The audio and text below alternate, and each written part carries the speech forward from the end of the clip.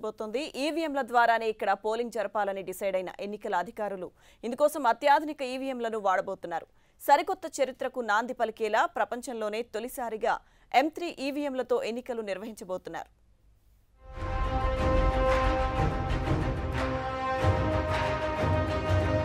నిజామాబాద్ లోక్సభ ఎన్నిక ఈసీకి కత్తిమీద సాములా మారింది.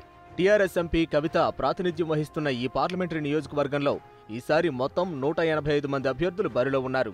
వీరిలో 170 మందికి పైగా పసుపు ఎర్రజొన్న రైతులే ఉన్నారు. అయితే భారీ సంఖ్యలో అభ్యర్థులు పోటీకి దిగడంతో సాధారణ ఈవీఎంల ద్వారా పోలింగ్ నిర్వహించడం కష్టంగా మారింది.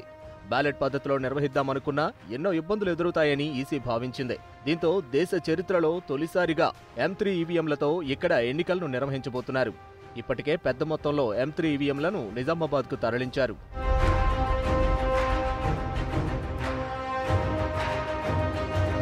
ఇప్పటి వరకు మన దేశంలో M2 ఈవీఎంల ద్వారా గరిష్టంగా 4 బ్యాలెట్ యూనిట్లతో ఎన్నికలు నిర్వహించారు.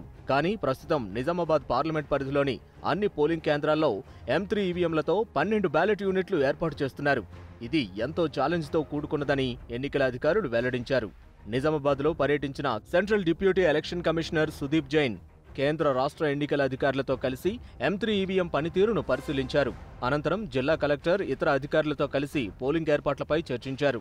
ప్రపంచంలో ఇంతవరకు M3 ద్వారా ఎక్కడా ఎన్నికలు నిర్వహించలేదని, తొలిసారిగా నిజామాబాద్లో వీటిని వినియోగిస్తున్నట్లు చెప్పారు. అతి తక్కువ సమయంలో వీటిని ఏర్పాటు చేశామని, నిజామాబాద్ పార్లమెంట్ నియోజకవర్గం ఒక చరిత్రకు నాంది పలుకుతోందని అన్నారు.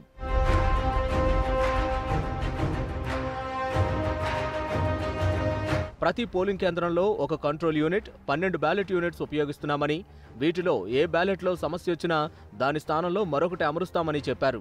M3 ఈవీఎంలపై పోలింగ్ అధికారులకు ఇప్పటికే శిక్షణ ఇచ్చామని, ఎలాంటి పొరపాట్లకు అవకాశం లేకుండా పకడ్బందీగా, ప్రణాళికాబద్ధంగా శాంతియుత వాతావరణంలో ఎన్నికలు నిర్వహిస్తామని చెప్పారు.